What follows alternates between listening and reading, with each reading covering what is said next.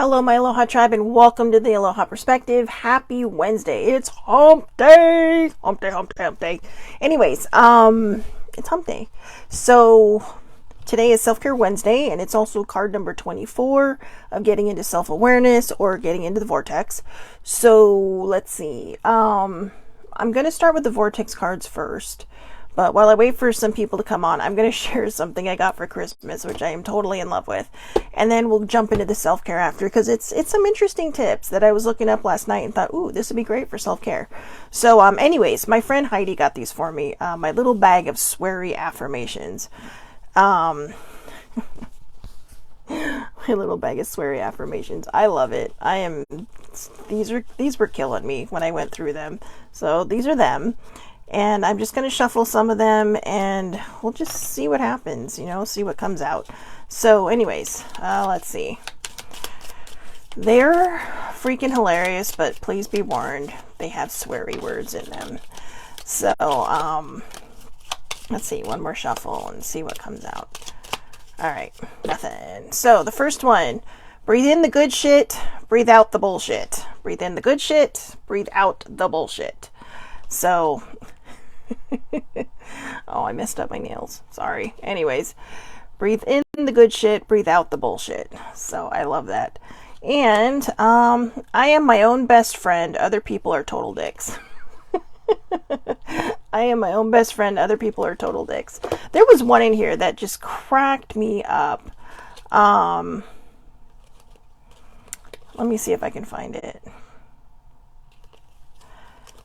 No, maybe we'll just, get up, show up, and show the world you're a fucking legend. But yeah, these sweary affirmations are the best. She said she saw it online, and so we'll cover more tomorrow, right? Good morning, Eileen. I know these are pretty funny, but let me see. There was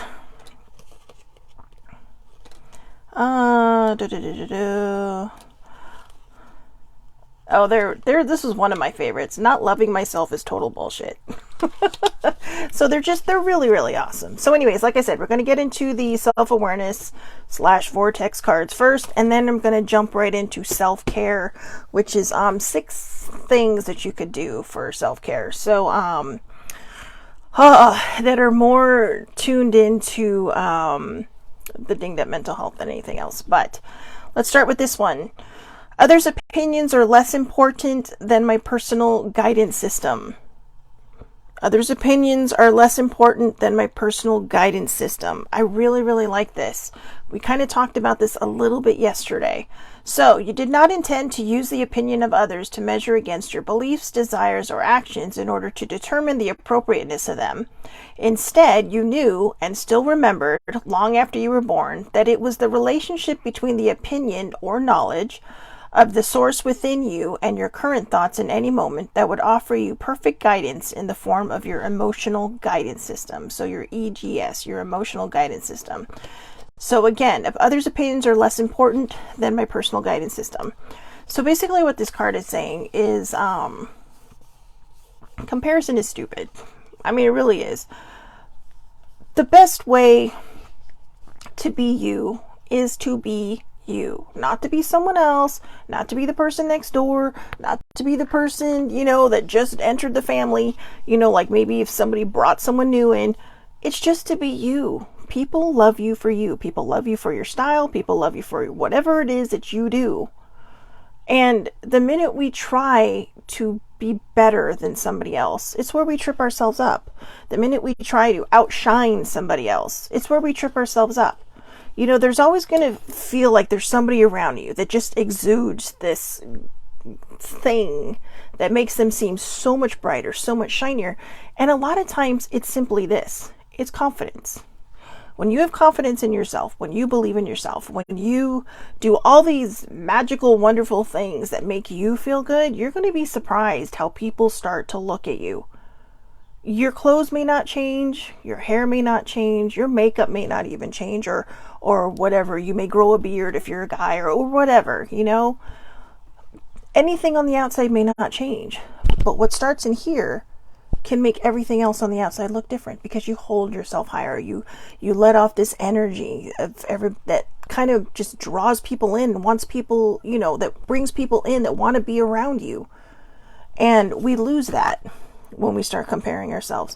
We lose that when we let other people's opinions get to us. Why do you do this? Why do you do that? How come you're not this? How come you're not that? Your other people went this way. How come you didn't follow in that direction? Why didn't you do? Why are you a disappointment? Why are you this, that, or the other? Those are people's opinions.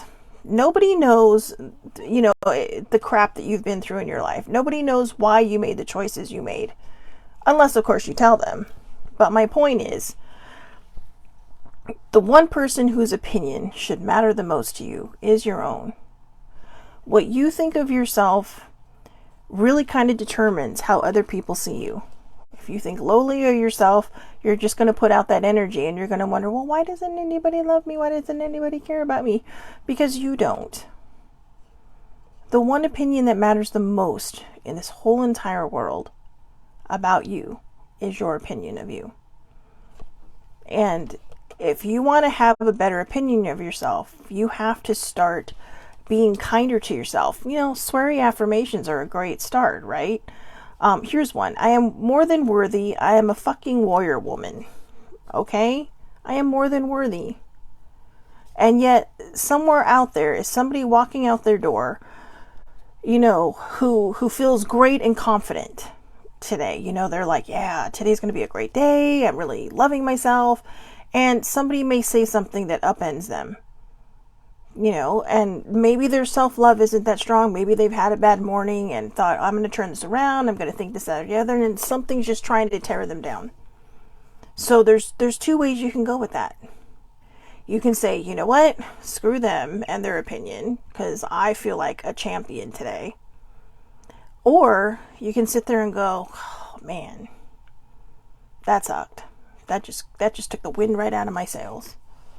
And then you can feel crappy about yourself, even though, 5 seconds earlier you were feeling magnificent about yourself. You were thinking, wow, today's going to be a great day because I'm just feeling on top of the world. Don't let people knock you off your perch. Okay? Don't. It's not worth it. People that usually do that tend to be people who are just not confident in themselves. And it's hard. Self-esteem is hard sometimes.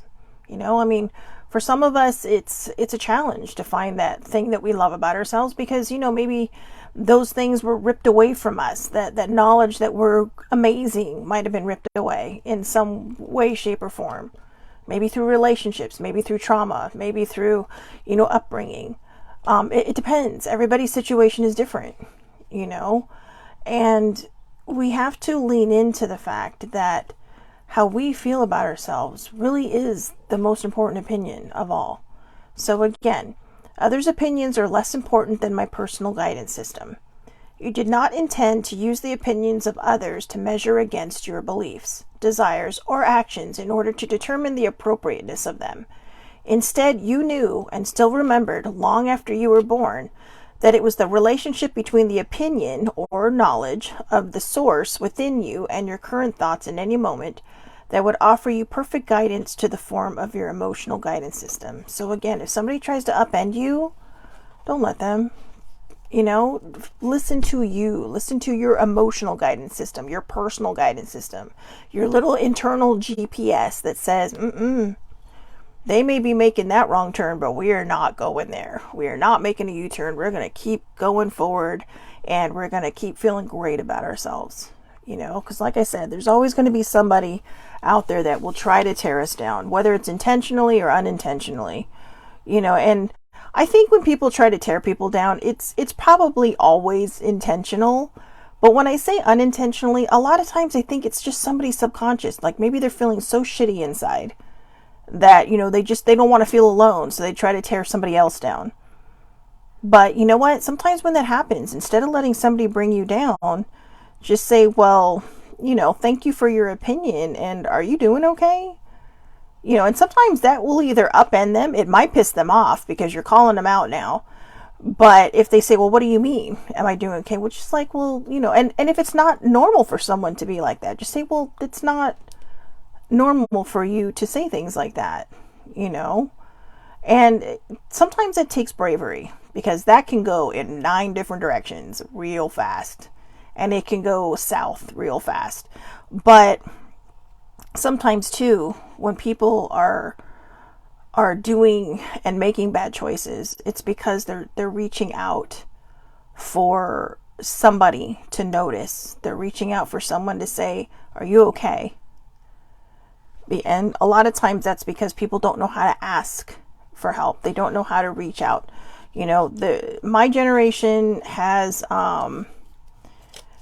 really been kind of taught this whole, we shove it down and we don't deal with it, or that's how we deal with it is we shove it down, and that's not necessarily, I think, in my opinion, the best way to deal with things. It's like, it'll either heal itself or it'll fix itself in its own way. My experience with that is when you push it down, push it down, push it down, it's like a game, those timer games where you push it down and you hear it ticking, ticking, ticking, ticking, and poof. There used to be one, oh God, I can't remember what game it was, but when I was growing up, with all these weird, normal kind of things that we thought were so much cooler than we probably do now, but I loved it. Sorry about that. And you had to fit all the little pieces into something, and if you didn't get it on time, this thing would just pop up and all the pieces would fall out of place. I am so sorry. I don't know what's happening here. But it's kind of like that. When you push and push and push and push and push down, eventually it's gonna erupt. And when it erupts, it may not be pretty. That's happened to me. I used to push things down, push things down, push things down. I talked about older sibling yesterday, and how she kind of helped me gather, this whole thing with my mental health, and kind of guided me and walked me through it. And before that, I used to push things down, and then, like I've mentioned before, Mount Shelsuvius would just poof, and everybody around me, guilty, innocent, or otherwise, would just get the brunt of it. And it's not a behavior I'm proud of. It's not. But it was really kind of an example. I mean, the reason I share that is not to say, wow, I was a bad person and I changed. No, I've always been a good person. But there were things in my life that really kind of tore me down, that broke me. And the next thing I know, I'm so alone down there, by myself, that I need company. So I'm just going to tear everybody else down and bring them with me. And, it wasn't a behavior I would have chosen. It's not the way I was raised. But when we have things that happen, and the only way we know how to deal with it is to push it down, push it down, push it down, this is what happens. And some people take it to a whole new level. And I'm grateful I didn't. But some people do. Some people will take it to a whole new level, and, it gets even uglier from there. So, again, just when it comes to other people's opinions about you, this is my favorite saying. What other people think of me is none of my business. Okay? If somebody comes up to you and says, oh, what were you thinking? Or why were you wearing that? Or, that doesn't go together. Just say, you know what? That's your opinion. I personally like this. I used to be that way sometimes with my mom. My mom had these outfits where I used to call it the peas and carrots or the green beans and corn. And yeah, they would like those colors, right? And, she would interchange them and mix and match. And I'm like, why are you wearing that? And she's like, I like it, but I like that. And that's a lesson I don't think I really learned until now. And this is a bazillion years later. She's like, I like it. And it's like, okay. Of course, it's the same person that asked me why I wore black all the time. But, so the banter was there. But I did learn that I like it, and I probably learned that from my mom. It's like, you know what, look, if you're going to sit there and tell me not to comment about your clothes, don't you comment about mine. I like it. It's like, you're the one that buys me my clothes. because I was a teenager. It's like, you're the one that buys me these clothes. What do you think? You don't notice I'm picking everything out that's black? But, and she would try to throw in color there. But I think, sometimes we just have to let people be the way they are. And turns out I just really like wearing black. And, they say, well, people like to wear black because it's slimming. No, I've always worn black, even when I was this big. And it's just comfortable for me, It's a decision you don't have to make. And sometimes I think maybe we do it to fade into the background, but now I just like it. But yeah, I mean, I do wear other colors, but my point is that there's always going to be somebody that says something about you. There's always going to be somebody that has an opinion about you. And the best thing to do is to just close out the negativity, remind yourself the powerful human being that you are, the amazing human being that you are. And you know what? Just tell them to hit the bricks. All right. So, I'm going to finish. Oh, look, these two came up again. You know what? These are perfect. I'm going to read the sweary affirmations. So, I'm trying to decide which one to read first. Oh, you know what? I'm going to read this one first because they feel like they're a story, So it says, when the world says you can't, I say, fucking watch me. All right. So again, opinions, right? Well, why are you doing this? Oh yeah. Well, because I want to. So again, when the world says you can't, I say, fucking watch me. And I am we just had this one. I am more than worthy. I am a fucking warrior woman. Now, if you're, however you identify, right? You're a fucking warrior. All right. Even if you want to take off the last word, I mean, these are obviously gender specific, but just say, I am more than worthy. I am a fucking warrior. I am a fucking warrior. And you are. Even if you have a dinged up mental health, if you woke up this morning, got out of bed and you're breathing, or even if you just woke up this morning and are breathing, congratulations, because that's huge. For some of us, that's a huge deal. So let's get to the self-care portion of today's show.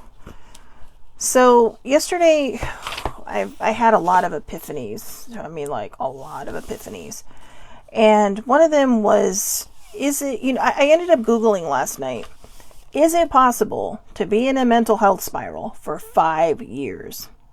Roughly 5 years. And I thought, how is that even possible? I mean, every time I've talked about this, I said, look, I know I'm in a spiral. I know I'm this, that, and the other. I even created a book. Let's see if I can get it out without knocking everything over. I even created a book for myself, right? The Spiral Mental Health Instruction Manual for Shelley Marie. So this is something I should put on the coffee table. So when people start to go, oh my God, what is happening to her? And then it just says handle with love and care. All right. But it does. It says the spiral, or it just says the Mental Health Instructional Manual for Shelley Marie. But I put in there spiral. I created this book 3 years ago.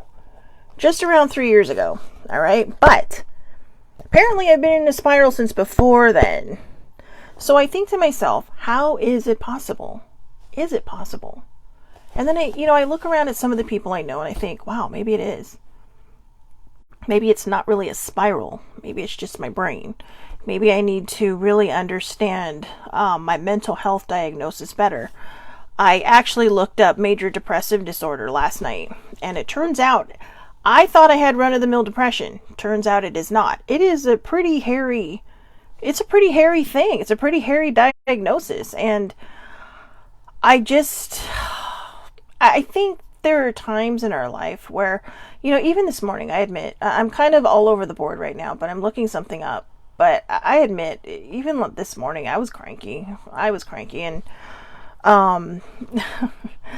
no one deserves the crankiness. But I think it's because we get to this point in our life where we sit there and we're like, okay, I've been spiraling for X amount of time. I've been doing this, that, and the other.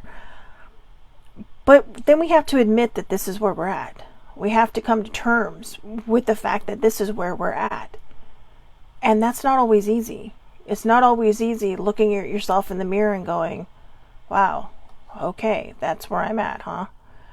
And, one of the things that I had, I'm going to look something up. This is something I really want to share.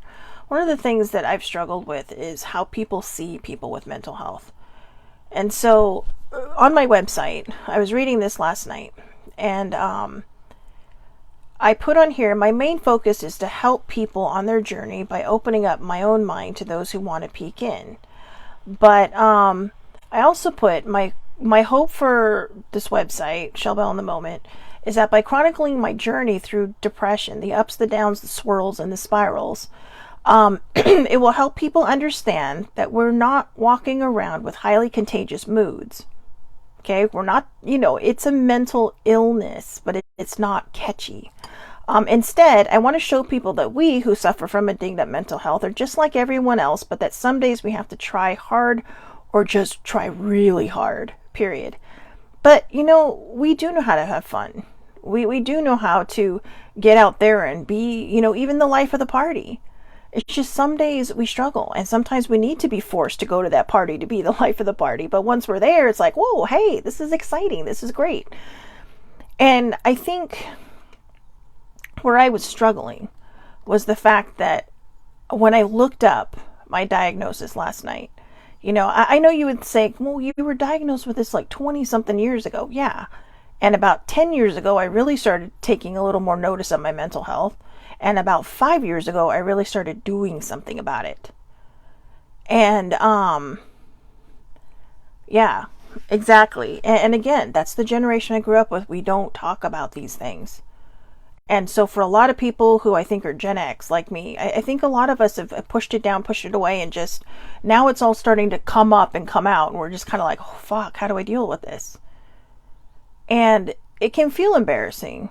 I looked up the symptoms last night for major depressive order. Feelings of sadness, tearfulness, emptiness, or hopelessness.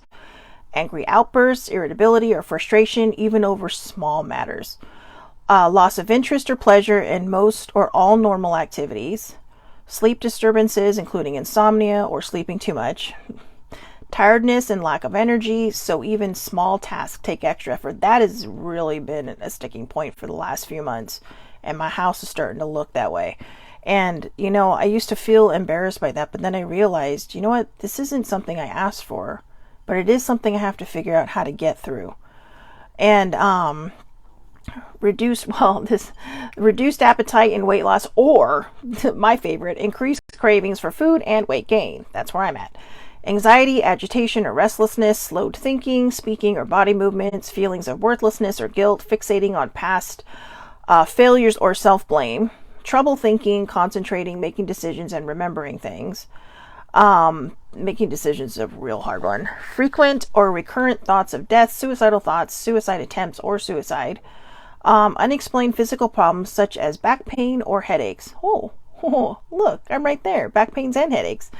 So, I looked at that, and for all this time, I was really kind of shaming myself, saying, I feel like I have this run-of-the-mill depression, so what's the problem? But then I read this, and it's like, oh. And the first thing you want to do is just snap your fingers and get better. You want to be better, because you don't want to have this thing hanging over your head, because you feel like it makes you unlovable. You feel like it makes you unwanted. And what it does is it just means that some days you just got to try harder. And you have to find a way to push through. And I'm struggling with that part right now. And I think a lot of what I'm struggling with is the fact that this is my reality. And this is something I had to come to terms with yesterday. Because I don't want to spiral anymore. I have a sign behind this camera that says, choose to be happy. Last night, I wrote on it, I choose to be happy. And that's something I haven't been able to do since I put that up almost a year ago. And the whole thing is choose to be happy. But when you put the I in front of it, it goes from being a statement to a personal statement, a personal affirmation. I choose to be happy. And so by doing that, I had to come to terms with where my mental health is. I had to come to terms with what it is I'm actually dealing with. And because I was too ashamed to have anything stronger than the run-of-the-mill depression, whatever that is, I don't think there really is such a thing. Okay? That would be the common people blues. And by common people blues, I mean people who don't suffer from depression have way different blues than people who have a dinged up mental health. But the reality is, I had to come to terms with where my head really is. And I had to remind myself that I'm still a good human being. I'm still awesome. I'm still amazing. I'm still wonderful. Whatever affirmation or whatever adjective or whatever beautiful thing you want to say about yourself, say it. Because there are people out there who have disabilities as well, that live their best life. They don't let anything stop them. So why do we constantly let our brain stop us? Yeah, it can be a little bit harder because, your brain is what inspires you, what gets you going. It's what says, hey, get out there and live life. And that's where we have to work harder. And so that's why I created this book. This is my mental health manual, the happenings, the acceptance, and, forgiveness of things that may have happened, happy thoughts, balance, the happy thoughts that I have. I have a whole section in here of things that people have said to me, really nice, sweet things that people have said to me to remind myself, I have turtles and elephants in here. It's just stuff to make me happy.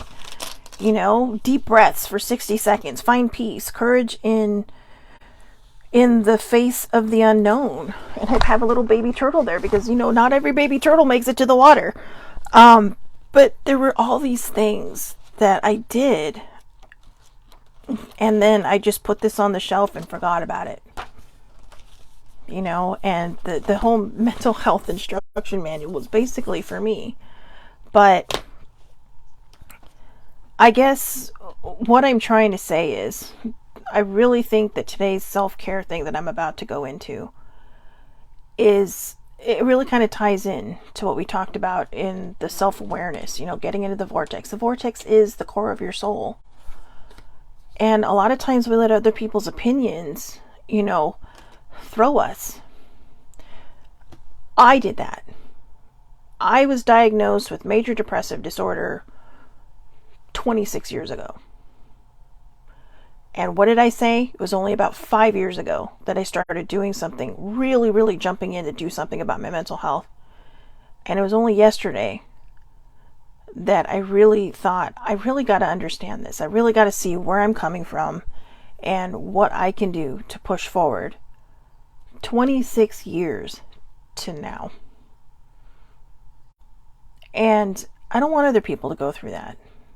I don't want other people to feel ashamed or stigmatized by their mental health or their disabilities or, their inability to do certain things or whatever it is. I don't want people who don't feel normal to not feel normal anymore. There are able-bodied people out there and able-minded people out there who get to live their lives without struggling and, who don't have to deal with some of the things that those of us with disabilities or mental illness have to deal with. And those are the ones who don't really understand. And I'm not shaming them. I'm not blaming them. What I'm saying is, the more we talk about this, the more we normalize the talk about, mental health, the more people will get the help they need and not waste 26 years trying to battle an opinion that was given to them when they first tried to be honest about their mental health. I was told we don't talk about this and you need to be stronger. That's not how we are. That's not who we are. You have to be stronger. I didn't raise you to be, okay, it was my mom. I'm sitting here trying to not say it, but it was my mom. And I don't blame her. It's how she was raised. That's how she was raised. You push it down, you don't deal with it, you sweep it under the rug because we don't talk about it. It's embarrassing. And, there were some mental health issues in her family with one of her uncles. And I know, and I think that it scared her. And so I don't think she knew how to be there for me. But this is what I'm doing now. I want people to be able to have these discussions with their parents, with their children, with whoever is around them, their partner, their significant other, their family member, you know, a roommate, a friend, whatever. I want people to be able to be open about how they're feeling, to say, you know what, I'm really not having a good day right now. And, you know, maybe step out of your comfort zone and ask for that hug. A hug can make everything better. Believe it or not. I used to be one of those people when I would get agitated, don't touch me, don't touch me. And that was from my own trauma, like, don't touch me. And now it's like, I know the minute I hear the words in my head, don't touch me, I think, I need a hug. I need someone to just tell me and just hold me for a few minutes and say, it's going to be okay. You know? And, you know, fortunately, I have an older sister who gives really good hugs. So I'm grateful for that. But there was a time when it'd just be like, no. So the thing I wrote down is by Renee Skipper. I saved the link, so I'll put it in the link on the live. And it says 6 steps to break a mental health spiral. Now, these are her steps. This is what she does. I'm not saying this is going to work for you. I'm not saying it's not going to work for you. But there are a few things in here that I thought, oh my God, it's hitting home with me, which is why I wrote these down. Number 1, get out of your comfort zone. Comfort does not bring change. Now, for introverts, that may not be as easy. So, but just even if you just go for a walk in a park, you know, or maybe a walk down the street, or get on your bike, ride your car, or ride in your car, you know, whatever it is, get out of your comfort zone. Just try to do something small every day. Maybe if you're an introvert and you like to go to Starbucks, right? Don't use the mobile app. You know, although it's a pain in the ass because sometimes you got to wait longer. But if you have the time, order from the person. Step out of your comfort zone a little. You know, and that's a very short interaction. It's a very short interaction. And then sit down and wait. You know, maybe people watch. And maybe that might help you gain your confidence. But get out of your comfort zone. And, you know, I think that's hard for a lot of us. I am too comfortable in my comfort zone. So, number 2, follow a routine. Like the author, when her routine dips, she knows she's struggling. And that's how I am. I used to have this, you know, I wake up, I'd brush my teeth, wash my face. I'd exercise for about 10 or 15 minutes. And then I would, you know, go down while I take my meds. Go down, have coffee, then I, you know, do my makeup and blah, blah, blah. I had this whole routine. Now it's like I'm literally waking up at 6 o'clock and sitting at my computer until like 7:30, you know, and it's just like, there's a whole wasted hour and a half of stuff I used to do. And so this is where I'm at now. I have to figure out how to bust myself out of this mental prison. You know, I sat down last night and I told my older sibling, I said, you know what? I said, the hardest part about today is I really had to come to the realization that this thing, that mental health, is never going away. And I know I've said that before on my perspective, but I really kind of hoped I was one of those people that could just let it go into what they call remission for depression, you know, but now it's just kind of like, I don't think that's ever going to be a thing. Because I try, but it's just, you know, I think the more I resist my brain, the harder I make it for myself. So maybe if there's some kind of acceptance that I can, and look, I even have a tab for it, acceptance. Maybe if there's some kind of acceptance, I'll have less stigma put on myself. I'll have less shame that I've self-imposed, you know. Number 3, eat for health. As an emotional eater, this might be the way to go.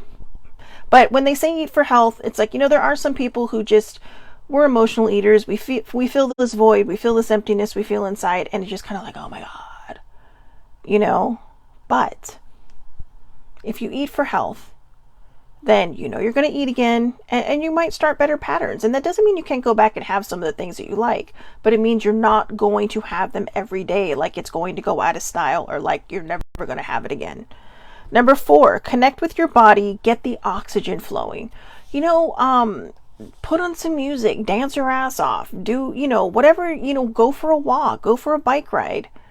Whatever brings you joy, but just get that oxygen flowing, get the juice, that internal juice inside of you, that energy flow going. And, you know, the way we can do that is we can't connect with our body. You can connect with your body any way you want to. All right? That's right. I said that. But seriously, I mean, that was serious. But I mean, seriously, connect with your body. Get to know yourself. Get to know your whole body. Get to know who you are inside and out. All right. Number 5, spiritual practice. This can be anything. You know, if you go to church, pray or meditate. Or maybe you have, maybe you're more metaphysical and you just kind of do this I can't even say it, transcendental meditation but you know, there's all kinds of meditations. There's, binaural beats that you can find on YouTube for everything, including your chakras. And, when they say spiritual practice, it doesn't necessarily mean church. It can, if that's your thing. Praying for some people is their form of meditation. Sitting down in a quiet room, just blocking out the noise, that can be your meditation. Yoga can be. Tai Chi can be. Whatever brings you joy. And in fact, you can cover 2 things if you do yoga or Tai Chi, because you're going to be moving your body, getting the oxygen flowing, and doing some kind of meditative practice, right? Whatever brings you emotional satisfaction. All right. And number 6, self-care. I don't think I need to say any more about that one, right? Self-care. Self-care just isn't about going around and getting massages or mani-pedis and all that. Self-care is also about taking care of what's in here. Even if you don't have a dinged up mental health, it's about taking care of what's in here. It's about seeing the person that other people see. If you're a good person and you look in the mirror and everybody gives you all these compliments, you sit there and go, I don't get it. You need to get in tune with yourself. All right. So, I hope everybody has a wonderful, wonderful day. I have a lot of work to do on myself today, but I hope everybody has a wonderful, wonderful day. I'll see you back here tomorrow at 8 a.m. Pacific Standard Time. I'm meeting my father for breakfast at 9:30 tomorrow, so I've got to be done early. So 8 a.m. Pacific Standard Time tomorrow only. Facebook Live, anybody's welcome to watch. All lives are public and under Shelly Marie Lucas. Or I do upload these to YouTube and I forward it to my Facebook page, both under the name The Aloha Perspective. If you follow me on Twitter, you will find me there. And if you follow me on TikTok, you'll see the very short version of this. All right. So again, I hope everybody has a wonderful, wonderful day. Be honest with yourselves. Okay, don't listen to other people's opinions. Do what you need to do to make you smile, to keep you healthy, to keep you happy, and to keep your self-care and your self-love flowing. All right, have a great day, everybody, and thank you so much for watching.